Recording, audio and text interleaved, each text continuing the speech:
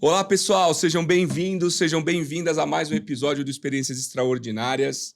Mais um episódio que eu tenho certeza absoluta que você vai adorar. Porque nós vamos falar de temas como empreendedorismo, vamos falar de temas como diversidade, inclusão, liderança, um montão de coisa legal que o nosso convidado que está aqui hoje vai trazer para a gente um monte de história bacana. Mas antes de eu falar quem é o nosso convidado, meu tradicional pedido para vocês de descerem o dedo aí no like, que é muito importante para nós. Isso é fundamental. E compartilharem esse conhecimento, compartilharem os nossos vídeos com o máximo de pessoas que vocês puderem. Essa é a grande ajuda que a gente precisa de você que está assistindo aqui o Experiências Extraordinárias. Hoje eu estou recebendo aqui o Eliezer Silveira Filho. Ele está em uma lista dos 100 melhores executivos LGBT do mundo, compilada pela Outstanding, uma organização de profissionais líderes e aliados LGBTQIAP+.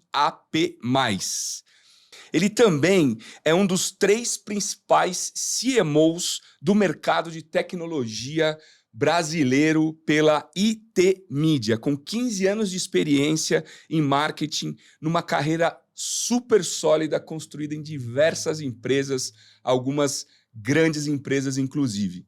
Eli, super obrigado por você estar aqui conosco hoje. Uma gratidão imensa pelo seu tempo. Eu sempre falo essa frase, o pessoal já sabe que eu vou falar, porque eu sei que as agendas de vocês são uma loucura. Então, para nós é um motivo de muito orgulho que vocês se dediquem algumas horas do tempo de vocês ao nosso projeto. Então, super obrigado por você estar aqui hoje com a gente. Imagina, a gratidão é toda minha. É um prazer estar com você, com esse projeto tão incrível.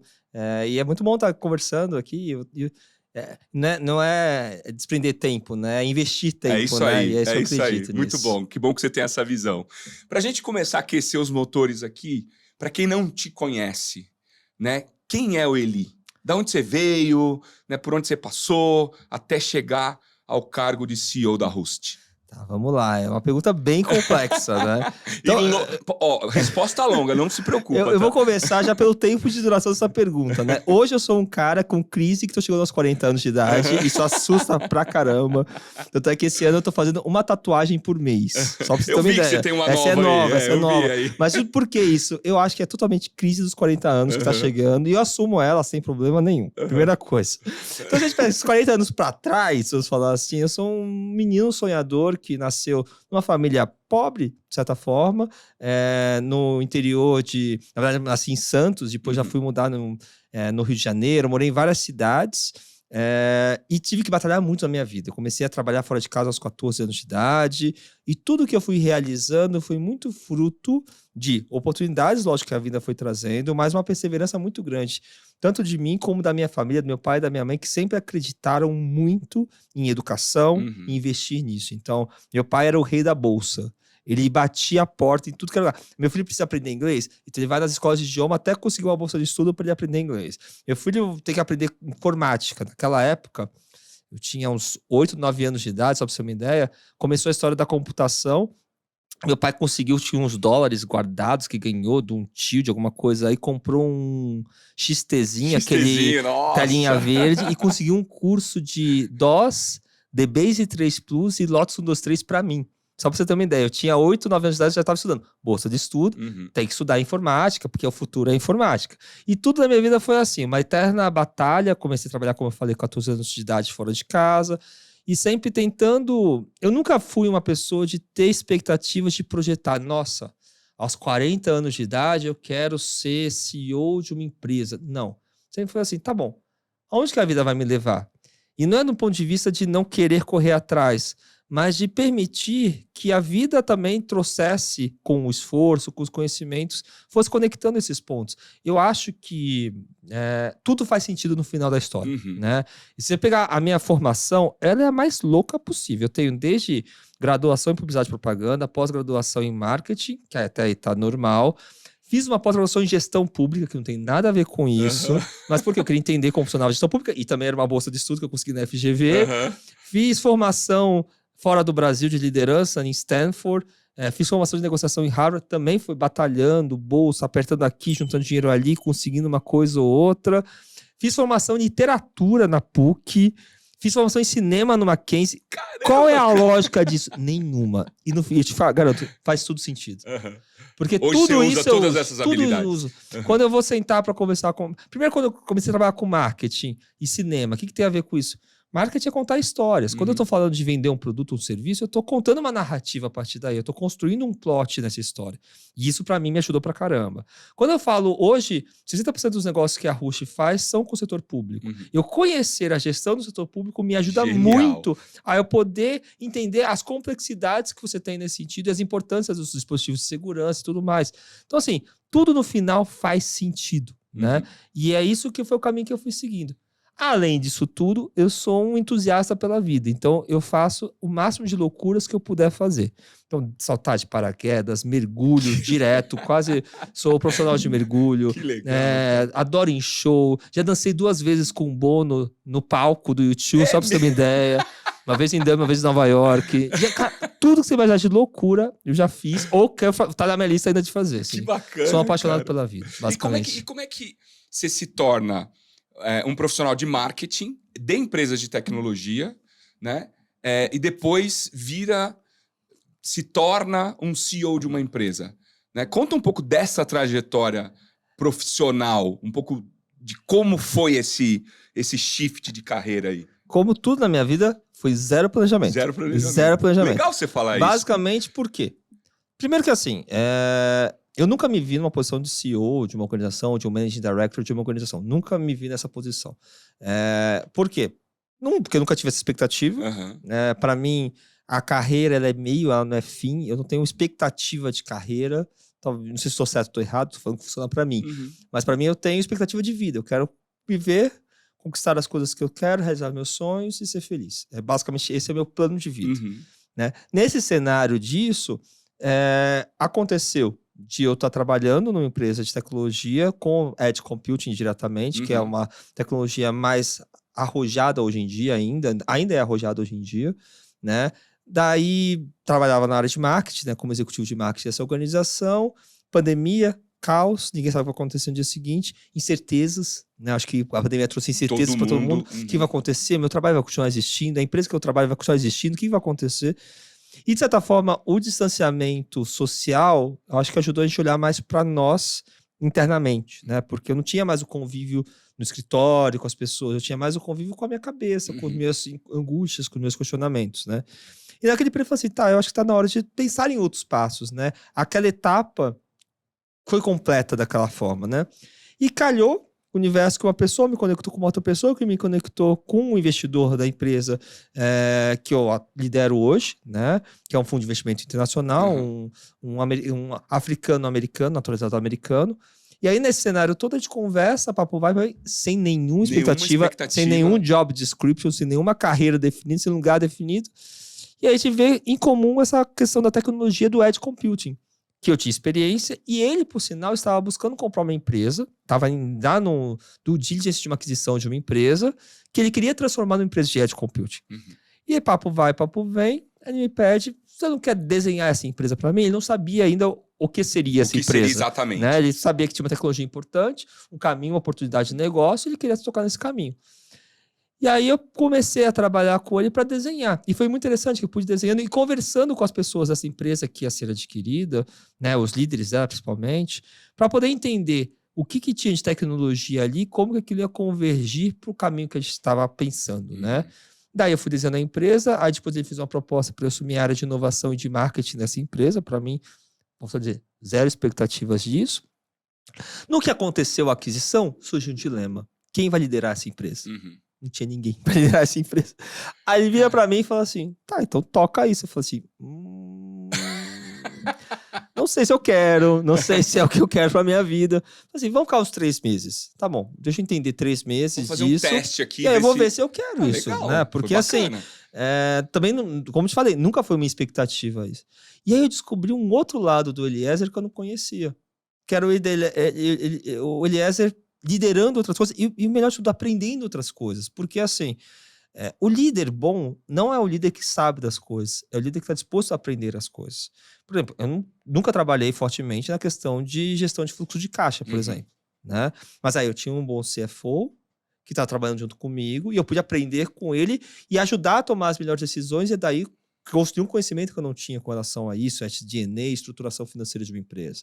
Da área técnica também, da mesma forma, não tenho conhecimento técnico de todas as tecnologias que a gente trabalha, mas poder trabalhar com pessoas boas, e eu gosto, eu sempre falo isso, os meus liderados sabem muito mais do que eu. Eu tenho certeza disso. E eu acho que isso é uma das belezas de ter uma equipe de alta performance. E respeitar isso, respeitar o conhecimento das pessoas. Porque eu acho que quando a gente respeita o conhecimento das pessoas e a gente enxerga um cenário onde, sim, o meu liderado pode saber mais do que eu, mas ele vai ter em mim um porto seguro que vai ajudar a direcionar para onde a gente está indo. E o meu papel é um orquestrador. O meu papel é conseguir tirar o melhor de cada pessoa, que a pessoa consiga desempenhar aquela função e criar um ambiente seguro para que ela possa ser a melhor profissional, o melhor profissional que eles querem ser, que eles podem ser. E daí eu me vejo essa questão. E aí, cara, foi muito doido porque nas minhas angústias, né, não sei se minha equipe deve estar assistindo isso, não sei se vocês sabem todos os detalhes.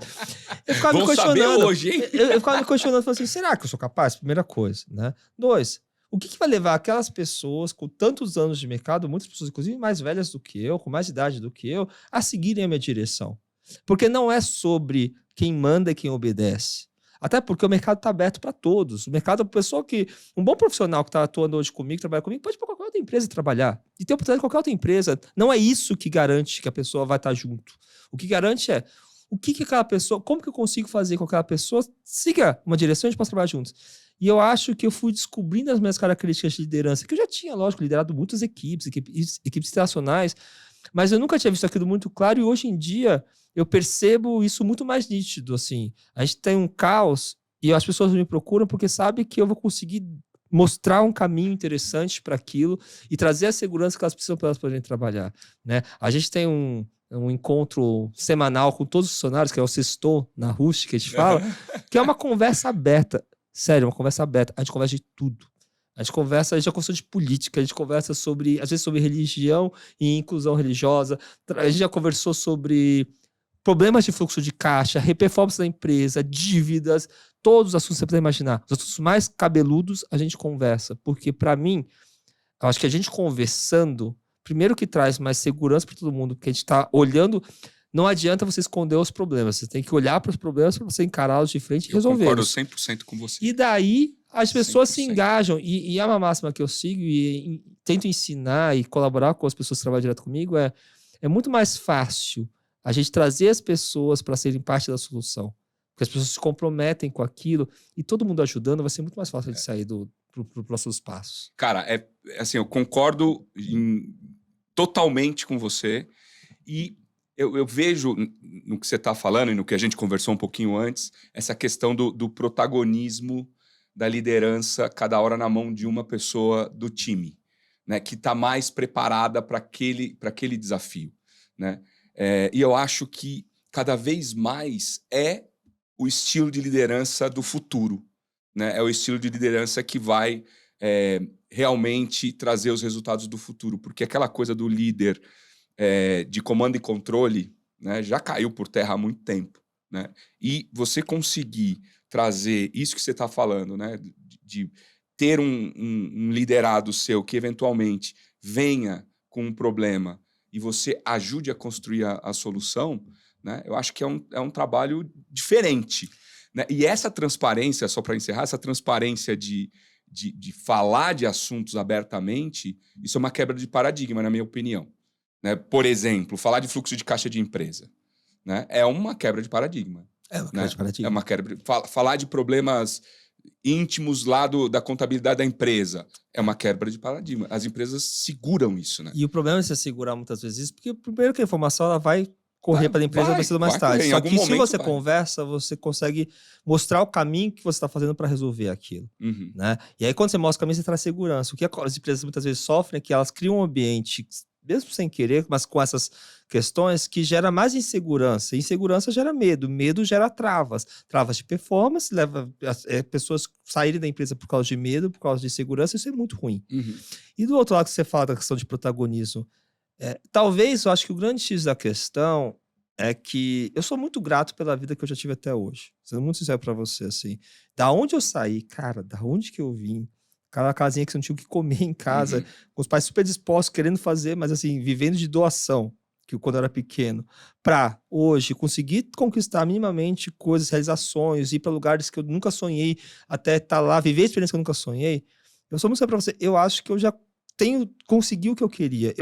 Eu sofro hoje com uma falta de sonhos. Uhum. É meio frustrante isso, porque eu falo assim, não é que eu amo viver, cara, ver se possível 150 anos. Essa é a minha meta de vida. Mas assim, tá, qual que é o próximo sonho? Não sei qual que é o próximo sonho. E aí que isso é interessante, do ponto de vista profissional também. Eu te falo que assim, a minha ambição profissional hoje, não sei qual que é. E aí, quando você não tem essa ambição, é interessante, porque muitas vezes o que você tem numa empresa, uma organização, é muito uma briga de ego. Quem vai aparecer mais ou menos.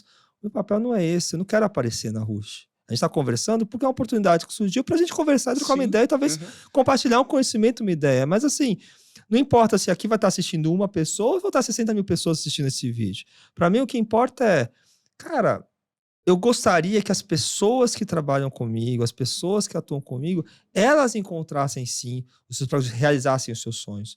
A gente tem uma máxima na Rush que eu falo quase toda semana com os colaboradores e eu hoje estava conversando com os meus líderes sobre isso e é real. Eu gostaria que a empresa fosse uma empresa que as pessoas pudessem construir suas carreiras e serem felizes. Por quê? Porque a gente vive num ambiente tão hostil profissional, onde as pessoas às vezes puxam o tapete uma das outras e querem ganhar acima de tudo, uma briga de talentos, quem paga mais, e aquele caos inteiro que gera mais insegurança, medo, gera um excesso de competitividade que muitas vezes não é saudável.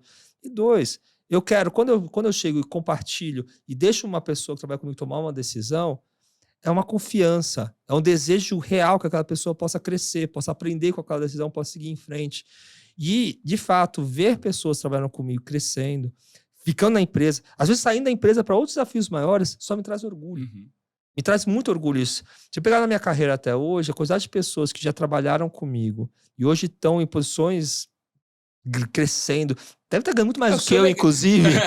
E eu acho ótimo isso, eu fico feliz De com isso. alguma forma você contribuiu Porque ali, né? é isso que eu quero. Eu quero que as pessoas sejam legado. felizes, entendeu? Basicamente isso. E eu acho que dá. Eu acho que dá para você ter uma empresa rentável, lucrativa, que traga retorno para os acionistas, que traga resultado, que colabore com a sociedade do ponto de vista de ESG, que seja diversa e inclusiva e que as pessoas possam ser felizes. Eu acho que dá para fazer isso. Eu sou até na corrente positiva que eu acho que quando todo mundo está numa mesma direção, seguindo e pensando bem, querendo fazer bem as coisas de forma correta, de forma íntegra, a gente chega lá. E como eu acredito nisso, a Rush, para mim, é o meu case. Uhum. Eu falo assim, eu conseguindo entregar essa empresa daqui a alguns anos, internacional, crescendo, faturando muito mais do que a já fatura, e nesse caminho eu falo assim, putz, dá para fazer. Não, e melhor, dá para fazer. Uhum. Nesse caos corporativo, nesse caos de puxar o tapete, de competitividade, onde um quer massacrar o outro, uma empresa quer destruir a outra, onde as pessoas agem de formas ilícitas muitas vezes, negócios de formas ilícitas muitas vezes, mostrar que dá para você fazer, gerar resultado de forma correta, esse é o meu sonho. Eu tenho uma provocação para fazer, que eu conheço várias empresas que têm uma filosofia parecida, né, de qualidade de vida, de felicidade dos funcionários e tal, vírgula, quando o resultado tá bom. Como é que você faz? Porque resultado é inerente de várias coisas, né? Então, uma roda gigante, né? Às vezes você está aqui, a roda gigante até para aqui no resultado bom durante um tempão, mas de vez em quando o resultado sai de lado, é natural, acontece e tal, enfim, várias coisas influenciam nisso.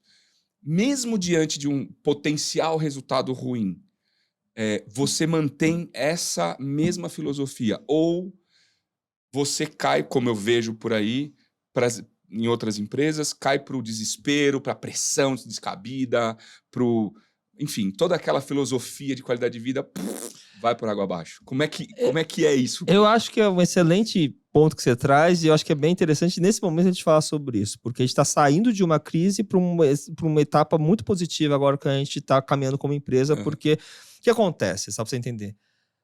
Eu falo que o investidor foi louco, totalmente louco, e eu acho que talvez foi mais louco ainda de entrar nessa história. Por quê? Uma empresa que é adquirida no meio de uma pandemia, que a gente não sabia quando a gente saiu dessa pandemia. A empresa foi adquirida 3 anos atrás, no ápice da pandemia, lockdown total. Entendeu? Todo mundo trabalhando de casa, aquela questão, uma aquisição, mudança de gestão. Aqueles colaboradores que já estavam inseguros pela pandemia, agora tem uma nova gestão que pode virar tudo de cabeça para baixo. Mais insegurança aí em cima disso. Naquela situação que naquela época não tinha nem vacina. Tá? Então, assim, estamos falando de... No ápice, eu comecei a viajar para ir para os escritórios, ficando distante de todo mundo, e olha lá... E, tipo assim, eu ia pra Curitiba, por exemplo, não tinha restaurante aberto à noite. Assim, eu tinha que pedir delivery ou comer frigobar. Cozinha de frigobar. Era isso a minha vida, tá? Daí, beleza, tudo ótimo. Começamos a sair da pandemia. Segunda crise. Você sabe que a área de tecnologia sofreu uma crise, está sofrendo uma crise muito grande na questão de componentes. Né? Eu sou uma empresa que eu venho de um espírito de uma integradora. Hoje a gente se posiciona como empresa de tecnologia, edge compute, tem um desenvolvedor, plataforma de edge, mas o nosso background e muito do nosso faturamento vem da integração. Ou seja, trazer equipamentos de fora que têm que ser produzidos e fabricados. Esses equipamentos não estavam sendo fabricados, ou estavam com um prazo de fabricação de 1, 2, 3 anos, às vezes. Aí nesse cenário como um todo, cara, é o cenário perfeito do caos. Como que eu consigo sustentar esse discurso diante desse caos todo? E a gente tem sustentado. Sabe por que a gente sustenta? Porque a nossa qualidade de vida não é dar frutinha na hora, à tarde, para os funcionários. Não é deixar disponível comidinha para todo mundo. Não tem comidinha. Se for na Rússia, não tem. Tem café. Um café maravilhoso, que os funcionários que fazem muitas vezes, porque a gente trabalha no modelo de... Cada um vai indo, entendeu? Fazendo, tudo mais de sentir, entendeu? Tem a Nespresso e tem a máquina normal, que eu prefiro o quadro, particularmente. Mas assim, e aí a gente vai indo nesse caminho. Já fiz café eu mesmo, já passei várias vezes café. Como eu aqui também. E adoro, não sei se as pessoas gostam muito do meu café, mas eu gosto de passar café. Mas, assim, é um ato de carinho até, né? Mas assim, principalmente, por que eu falo isso? Assim, porque a nossa qualidade de vida não tá ligada a isso. Sabe a qualidade de vida onde que tá ligada? No respeito. O principal critério é respeito. E quem trabalha comigo sabe muito bem disso. É respeito. Respeito de falar assim, você tem um problema, você está com uma situação, você vai ser ouvido, a gente vai conversar e a gente vai buscar uma solução para isso. Se sofrer alguma questão complexa na empresa, a gente tem canal de denúncia gerenciado por terceiros e tudo mais, porque a gente sabe que a empresa é um ser complexo. E às vezes, as microagressões, elas acontecem, a pessoa que está agredindo nem sabe às vezes que está agredindo, porque falta uma questão de educação também com relação a isso, mas tem que ser tratado. Então a gente trata todos os pontos nesse sentido. É a questão de a gente buscar formas, e a gente instituiu, né, a empresa não tinha uma área de recursos humanos, uma área de pessoas, né, anteriormente. A gente começou com uma das primeiras áreas que eu quis criar na organização foi recursos humanos, para começar a criar políticas de avaliação de desempenho, censo das pessoas, censo de diversidade e inclusão, pesquisas de clima, para a gente poder identificar as situações, os problemas e os desafios que nós tínhamos para poder criar aquele ambiente. A gente não tem benefícios diferenciados igual as outras têm nesse sentido. Não tem, assim, a gente agora colocou um benefício de academia, aqueles passes, né, de academia. Mas por que isso? Porque agora a gente conseguiu colocar. Mas assim, não temos isso como nossa premissa. Você não vai ter lá um bônus para você tomar café todo dia, um Starbucks, sabe? Não é isso. Porque não é sobre isso. Então, posso dizer, não é sobre o recurso, mas é sobre a gente criar um ambiente que as pessoas sejam respeitadas. Eu acho que todo mundo, quando sai da sua casa para ir para um escritório, ou mesmo quando está em casa, se conecta para entrar num dia de trabalho, quer isso, quer respeito, quer se sentir valorizado, sentir que a sua carreira está sendo olhada, seu trabalho está sendo olhado, está sendo respeitado, está sendo valorizado. E é nisso que a gente trabalha. Genial, cara. Então a gente trabalha o quê?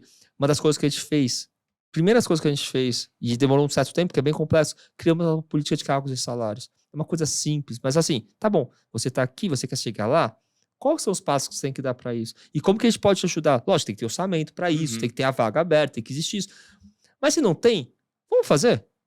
Vamos construir isso? Não, para isso a gente precisa aumentar a nossa rentabilidade aqui, aumentar nosso faturamento ali, e a gente vai achando caminhos na organização para poder criar isso. Meu objetivo é justamente esse, assim. E aí acaba que é um discurso de valorização das pessoas, que não é um discurso de elevador, sabe, né? Assim, não é um discurso da frutinha no meio da tarde. Eu entendi. Entendeu? Não que a gente não possa comer fruta. Pessoal, comam frutas. O pessoal leva comida pro escritório, fala uma bagunça, mas assim, não é sobre isso, né? Não Ou é seja, sobre isso. O respeito é um pilar cultural de vocês. É um pilar... E aí nisso não se mexe, né? porque para mim isso é muito forte. Uhum. Assim, eu venho de uma história, ainda mais sendo executivo LGBT, que eu vivi muitas situações em várias empresas que eu trabalhei, complexas. Lógico que o período era diferente, a época era diferente. Talvez as pessoas tinham uma visão diferente com relação a esse assunto também.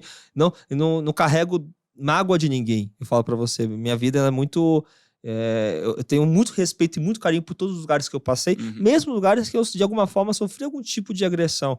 Porque, volto a dizer, eu passo um pressuposto que eu não acho que o ser humano é naturalmente mal. Posso estar errado? Talvez. Eu não acho que o ser humano é naturalmente mal. Eu penso como você. Eu acho que o ser humano, ele age de forma má, em alguns momentos, por uma consequência. Às vezes, uma educação, de um aprendizado errado, de uma falta de visibilidade, uma falta de empatia, de entender o outro. Exatamente. Então, como eu bato esse pressuposto, né? E eu vejo quanto eu mudei também, ano após ano, né? A minha maturidade também trouxe isso. Eu não carrego nenhum problema com ninguém que eu já trabalhei na minha vida, na minha carreira.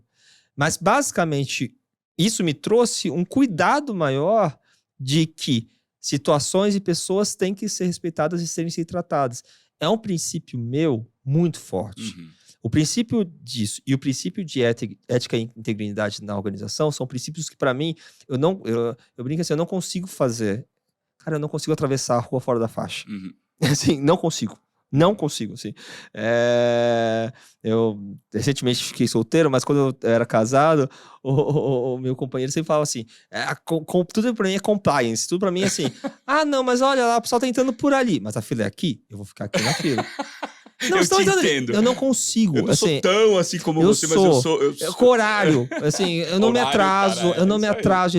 Porque... Não, você sabe o que eu falei quando você chegou aqui? Eu falei, o convidado mais pontual da história. Você chegou aqui 1h em ponto.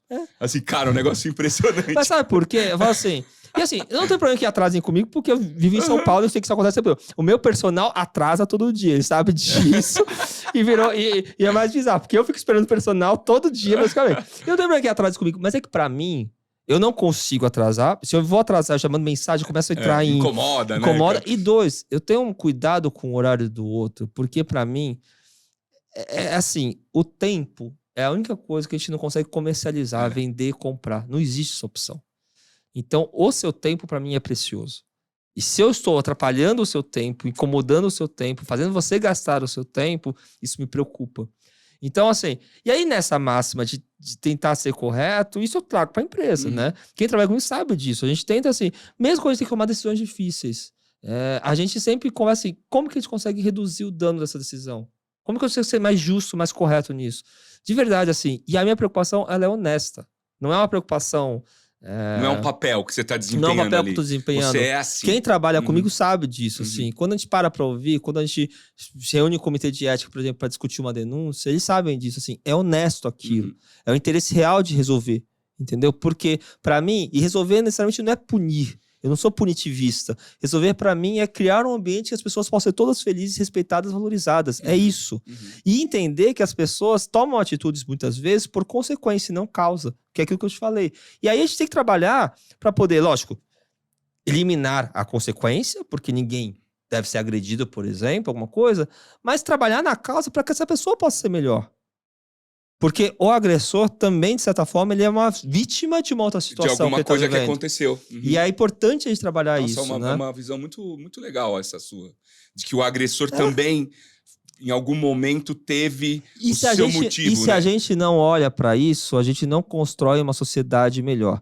Eu já falei até em outros podcasts disso. Não sei se você gosta de coisa nerd, eu sou um pouquinho nerd também. Eu gosto. E aí tem aqueles filmes da Marvel, tinha aquele Vingadores, né, que tinha o Thanos, né, que queria botar uma manopla, né, uma luva cheia de pedras, que ele daria um estalo e metade da população da Terra ia desaparecer. Tô dando spoiler, pessoal, desculpa, mas o filme é antigo. E assim, não dá pra fazer isso. Deixa eu contar um segredo, não dá. Não dá pra eliminar metade da população. Não dá pra você eliminar as pessoas que pensam diferente de você. Não dá pra você eliminar as pessoas que de alguma forma te machucam. Não dá pra gente fazer assim. Não dá pra você pegar e dividir a população. Quando a gente vê aquela questão de polarização política, vários aspectos, não dá pra você eliminar as pessoas que pensam diferente de você. A gente só vive em sociedade, no mundo, é pra todas as pessoas. Tem que caber todo mundo. Tem que caber as pessoas que pensam como você, mas as pessoas que pensam diferente de você. Tem que caber todo mundo. E tem que ter o respeito, e tem que ter o equilíbrio disso. E é isso que eu acredito. Não dá. Eu vi essa questão de política, por exemplo. As pessoas pararam de falar com as famílias. Eu mesmo parei uma época de falar com pessoas da minha família. Isso é muito ruim. Você se refere à polarização. que teve na eleição presidencial. Nas últimas eleições, nas 2 últimas eleições. Não dá pra ser assim. Não dá. Não dá pra ser assim. A gente não pode ficar eliminando pessoas da nossa vida. Porque se a gente quer construir um mundo melhor, se a gente quer construir um país melhor, empresas melhores, se eu quero construir uma Rust melhor, eu preciso de todo mundo. E principalmente das pessoas que pensam diferente de mim. Sim, eu preciso. Porque só essas pessoas que pensam diferente de mim vão me ajudar a enxergar aspectos que eu não tô conseguindo ver com a minha ótica. Então, assim, é nessa máxima que eu acredito. Então, é esse ambiente que a gente tenta criar. E pra mim, isso é um caso. É um caso de estudo, eu falo assim nesse sentido. Eu espero que no futuro, daqui a alguns anos, as FGVs da vida estudem a Rust. Entendeu? Assim, não, eu acho que você tá levando para um caminho que não é comum mesmo. Pensar numa empresa que as coisas podem serem corretas e direitas, seguindo princípios legais, tudo mais sentido. E eu acho que organizações podem ser assim. Se a gente tivesse organizações que as pessoas... Quantas pessoas? Eu diria que assim, 90 ou 95% dos meus amigos, as minhas amigas que trabalham em organizações, falam de situações ruins que eles passam no ambiente de trabalho. Mesmo empresas que você vê lá que estão entre o ranking da GPTW, lá, Great Places to Work, melhores lugares para se trabalhar, falam de situações ruins que passam. Porque a gente está produzindo aqui uma série sobre inteligência emocional, sobre saúde mental e tal. E a gente teve acesso a um dado alarmante, né? Nós somos o país mais ansioso do mundo e o 3º país com o maior número de pessoas com depressão. Ou seja, as pessoas estão doentes. As pessoas lá no trabalho estão doentes. E não há uma conscientização efetiva sobre isso. Então, às vezes, um coleguinha estoura com outro, que não deveria acontecer, obviamente, mas esse coleguinha estoura com outro porque, como a gente estava dizendo, ele tá diante de um cenário que talvez nem ele saiba de uma depressão, de um burnout e coisas do gênero. Então, olhar para uma empresa que está criando, que tem uma cultura, como você está criando na Rust, dá uma sensação de esperança. De que sim, é possível ter um ambiente de trabalho equilibrado, né? Antes de gravar, você estava falando da questão de horário, né? Que você pega no pé do pessoal que fica trabalhando até mais tarde com muita frequência e tal. Ou seja, sim, dá para ter um ambiente assim e para ser feliz e ainda assim trazer um excelente resultado. Né? Para mim é muito claro isso, assim. As pessoas, às vezes, quando vem a questão de resultado, elas colocam muita carga do ponto de vista, não tem que fazer, então vai lá, corre atrás. A qualquer preço, a qualquer preço. E para mim, o resultado ele é consequência. É isso aí, cara. A gente tem que trabalhar no ponto de vista de construir algo. E é interessante porque, assim, eu vou muito da minha experiência de vida e principalmente, assim, do que me faz ser feliz. O que faz o Olier ser feliz? O que me faz ser feliz? Aí, se eu me coloco nessa situação, eu naturalmente vou pensar na outra pessoa. Por mais que os princípios sejam diferentes, todos nós queremos, assim. A gente passa a maior parte da nossa semana dentro do escritório ou trabalhando na empresa. Dividindo o dia com os colegas, exatamente. Né? Então, se você não consegue criar aquele ambiente como um ambiente saudável, você não vai conseguir ter isso. A gente não é, hoje, ainda a melhor empresa para se trabalhar e tudo mais, porque existem uma série de problemas. Mas o interessante é que a gente não esconde os problemas. A gente trata os problemas. Por exemplo, fala de fluxo de caixa no sextou. Ou hoje mesmo. A gente tem uma situação complexa que pra gente existe, que é a questão de liderança feminina. A empresa, por mais que a gente trabalhe ESG, e a gente, de fato, sendo bem sincero, eu sou um cara pró-direitos humanos, assim, minha vida é isso, assim, eu sou aquele cara que vai na rua marchar, que, sabe, vai nas paradas, faz tudo, assim, pró-feminista, eu sou muito assim, tenho esse viés muito forte dentro de mim. E a minha empresa não tem nenhuma mulher numa posição de liderança do ponto de vista de diretoria ou gerência nesse sentido.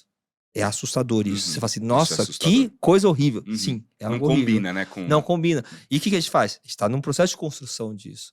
Processo de construção que tem que envolver desde a base. Desde a gente conseguir colocar mulheres, aumentar a produção de mulheres. Então, o RH para entrar fortemente. Hoje, a gente tem um trabalho de recrutamento ativo de mulheres nesse sentido. As nossas diretorias de liderança são consequências que foram vindo a partir da aquisição e somando nesse sentido. Mas assim, é uma angústia que a gente tem. Ou seja, ainda falta muito para caminhar. Mas sabe o que eu falo pra você? A gente sabe disso e isso me incomoda todo dia. todo dia, para saber a hora que a gente vai conseguir dar esse passo.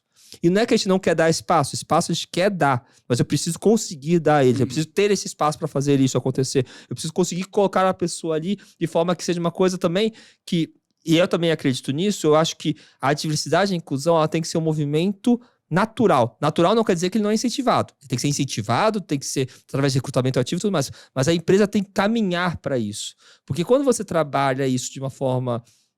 Não, então para poder ter... Eu vou contratar agora uma diretora mulher para uma posição que não existe, vou criar essa posição. Sabe o que isso vira? Personagem.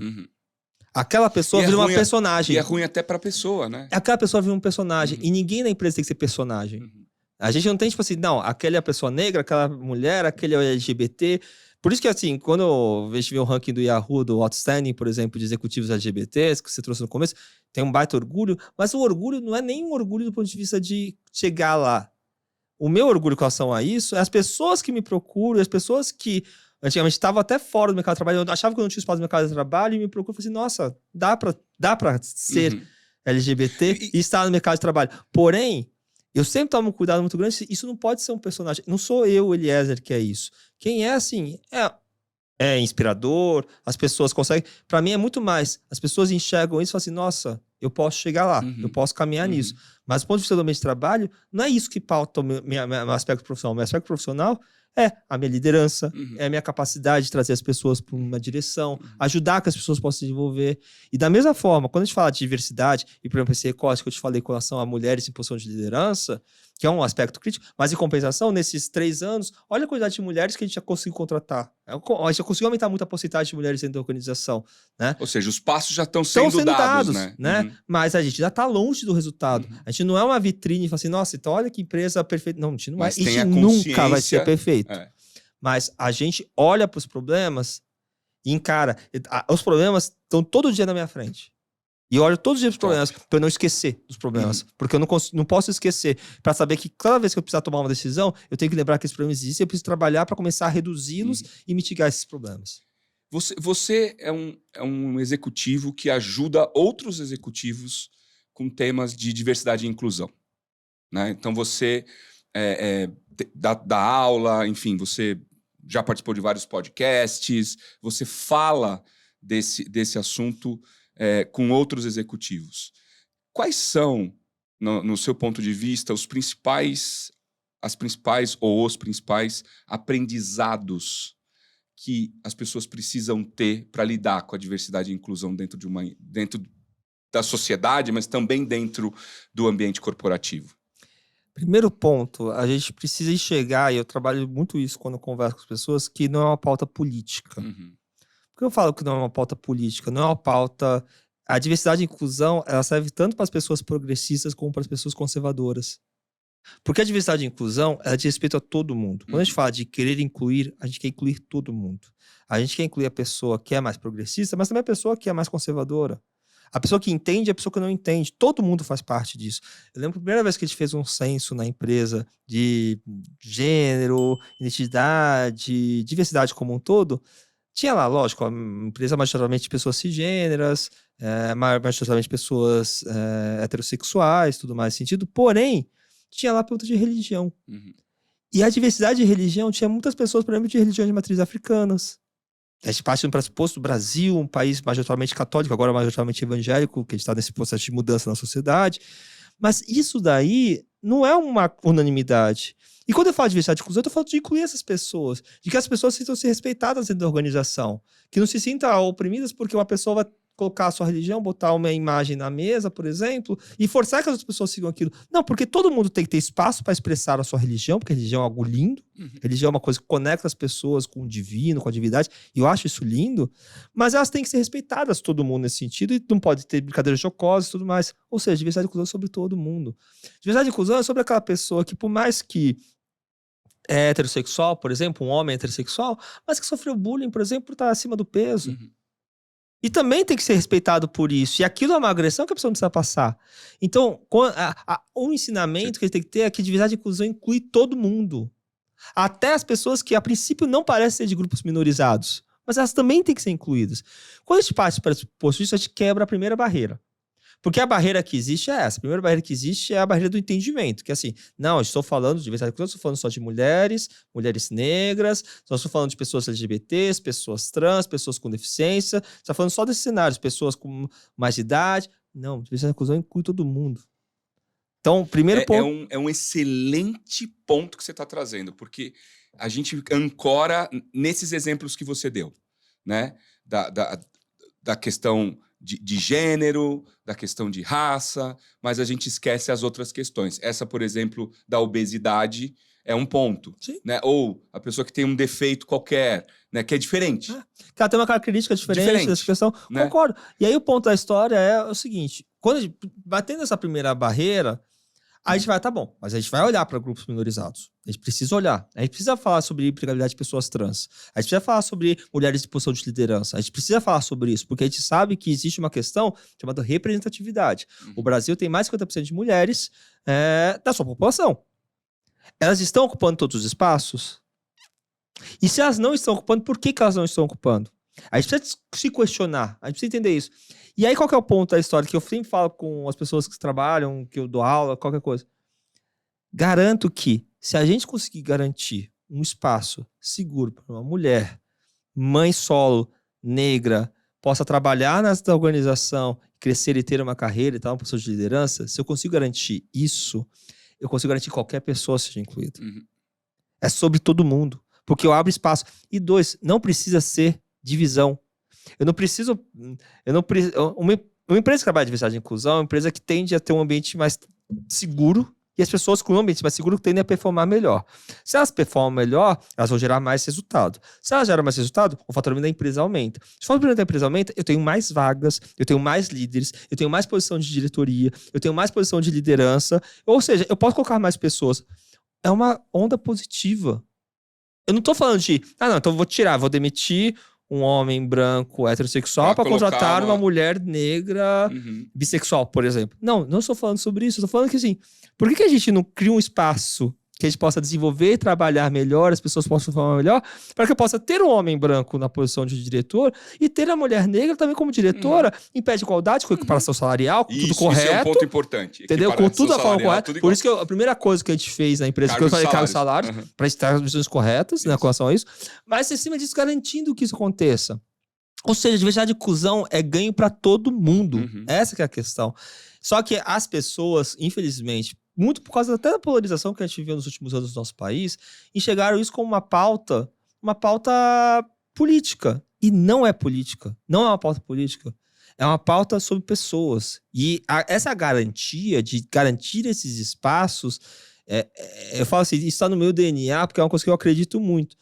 E com isso fica natural. Uma coisa que me incomoda muito, eu vou muito em reuniões de presidentes de empresa para discutir diversidade e inclusão, e a maioria dos executivos já chegam com uma folhinha que prepararam para ele, os temas para perguntar, tudo mais, o que quer dizer. Isso não tinha que ser assim, tinha que ser natural. Ele tinha que ir lá com não, e não as é só dúvidas isso, dele. E não é só isso, ele tem que... Se ele não tem isso construído, mas ele tem isso ensinado por alguém da sua organização, já tá errado, né? Tem um problema nessa história. Tem um problema nessa história. Isso precisa ser natural. E ele começa a ser natural quando a gente se enxerga nisso. Quando eu acho o meu papel nisso. Quando eu acho papel... o que eu estou fazendo nesse universo? O que eu estou fazendo nesse mundo de diversidade e inclusão? E na minha máxima, a gente fala, lógico, é importante as letras, né? A gente fala LGBTQIAP+, né? Nossa, muita letra. É muita letra. Porque nesse momento que a gente vive como sociedade, é importante ela ter visibilidade. A gente precisa enxergar que tem sim, existe, né? Aquela letra significa isso existe, essa pessoa existe.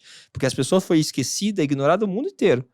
Mas na prática, a gente tem uma infinidade de letras. Eu sou uma letra por si só. Você é uma letra por si só. Porque, por mais que, tá bom, eu sou um homem bissexual, com uma identidade meio gay, que eu falo, porque eu venho de um homem gay que recentemente se identificou como bissexual, então eu tô naquele meio estranho nesse sentido. Me considero uma pessoa branca, né, cisgênera. Mas, cara, eu gosto de rock, eu gosto de mergulhar, moro numa casa bagunçada, entendeu? Vou treinar todo dia. Ou seja, tem tantas características que faz o Eliezer ser o Eliezer que eu não sou uma letra. Eu não sou igual uma outra pessoa B ou uma pessoa G da letra, da sigla. Eu sou uma letra única. E aí a gente vai, eu acho que com sociedade, chegar que cada um é um.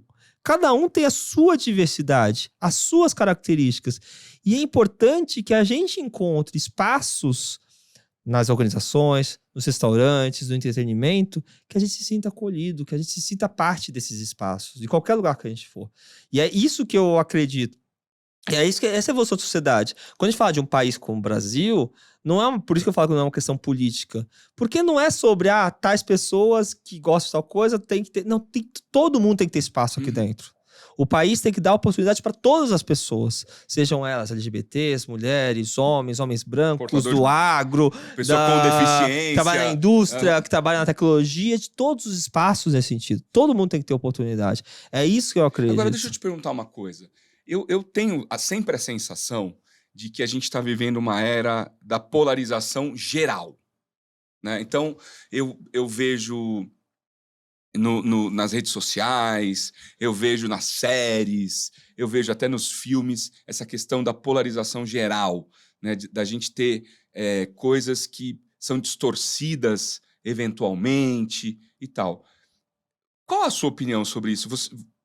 Você acha que a gente vive esse momento não só político, da polarização política, mas dessa coisa de, cara, tá ficando muito complexo de viver, né? Porque uma coisinha que você fale, que você usou uma palavra de uma forma equivocada, de repente você é julgado por aquilo. Né? Sabe qual que é o problema disso? Eu concordo com você que a gente tá vivendo essa sociedade nesse momento. Mas por que a gente está vivendo essa sociedade nesse momento? Porque tem gente que ganha dinheiro com isso. A verdade é essa. A verdade é que a polarização gera tráfico. Gera riqueza. Esse que é o problema da história. Os algoritmos geram riqueza, né? O algoritmo que só me mostra a minha bolha, ele faz eu consumir mais, e eu consumindo mais, eu estou gerando mais valor, e as plataformas ganham dinheiro com isso, as estruturas ganham dinheiro com isso. Então, assim, da questão política da mesma forma, né? O ano passado nós tivemos dois lados bem opostos do ponto de vista de segundo turno, por exemplo. Não estou entrando em critério de favoritos ou não, mas são dois lados bem opostos.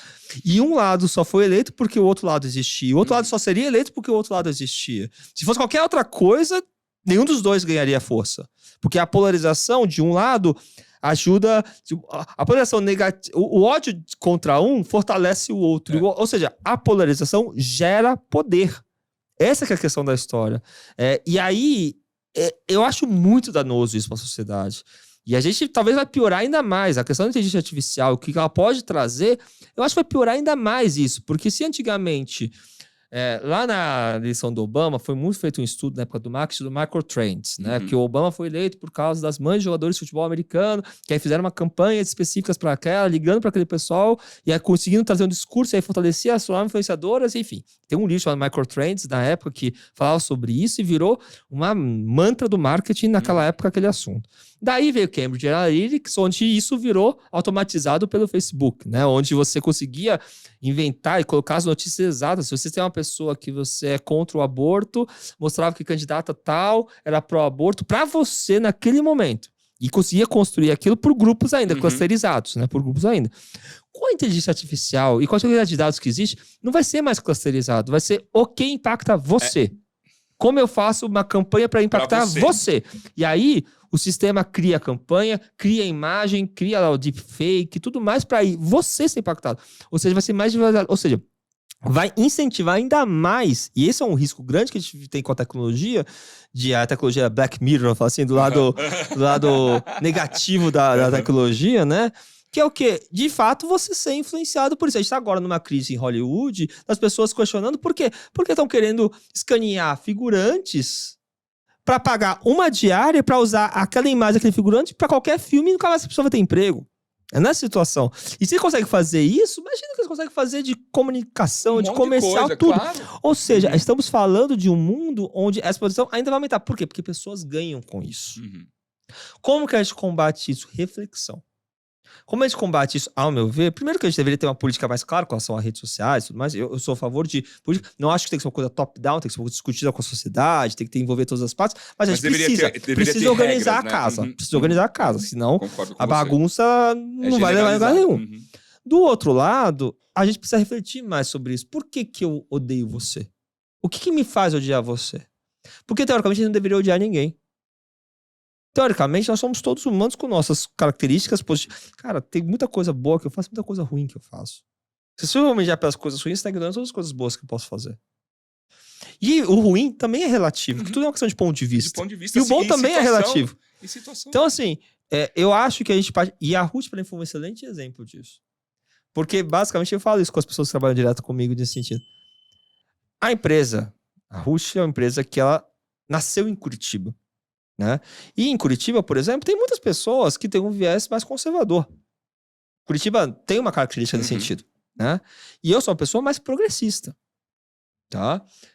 E lidar com isso, conversar sobre isso, e o quanto que eu aprendi com isso.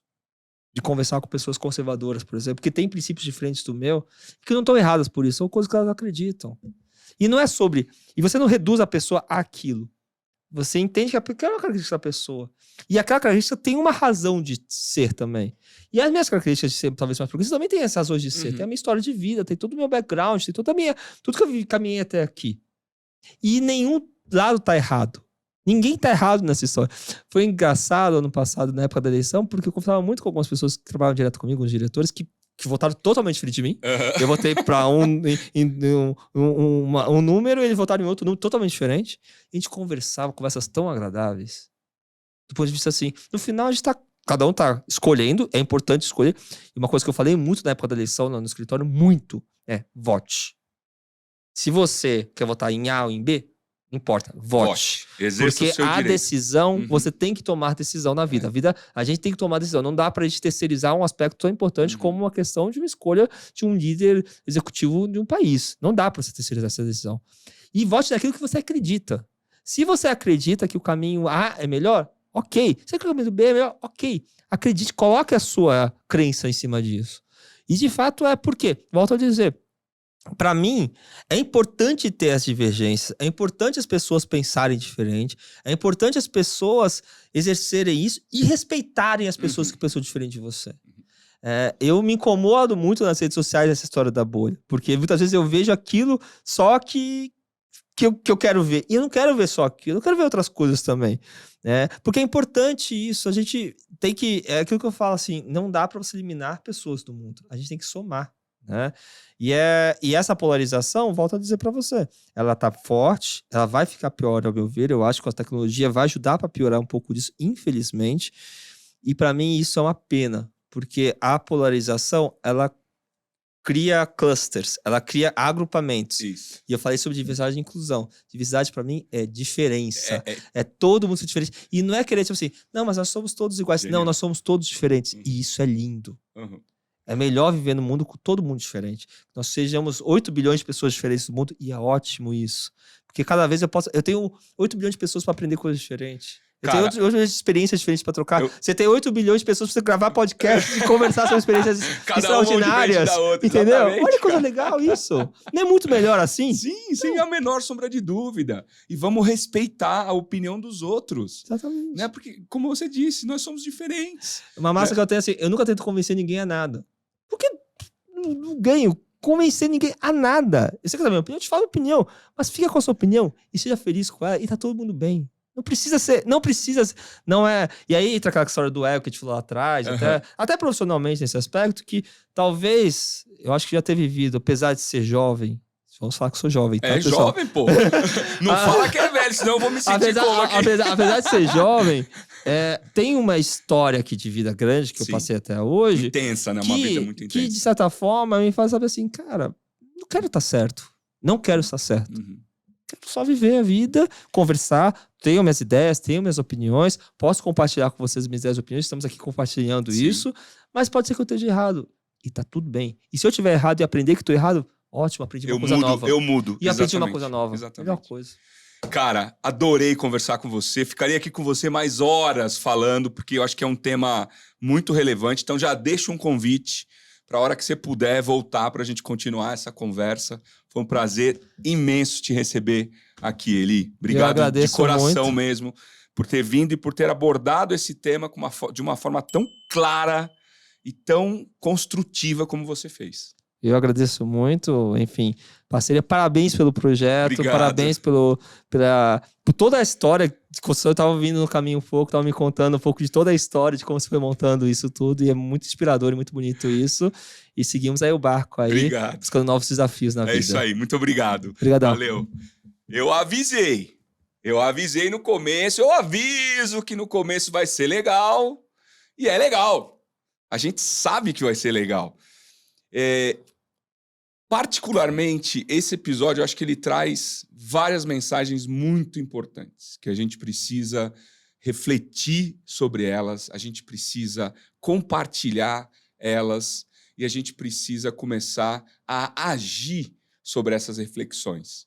Então, eu convido a vocês a nos ajudar a compartilhar esse vídeo para o maior número de pessoas que a gente puder, porque tem muita informação que o Eli trouxe para a gente de uma forma, na minha modesta opinião, muito clara, muito direto ao ponto, que eu acho que a gente precisa compartilhar com o máximo de pessoas que a gente puder. Ajuda a gente, não esquece de sentar o dedo no like aí, que é importante para nós também. Tá certo, pessoal? Fiquem muito bem e até o próximo episódio. Cara... Muito bom. Espetacular, Imagina. cara. Espetacular.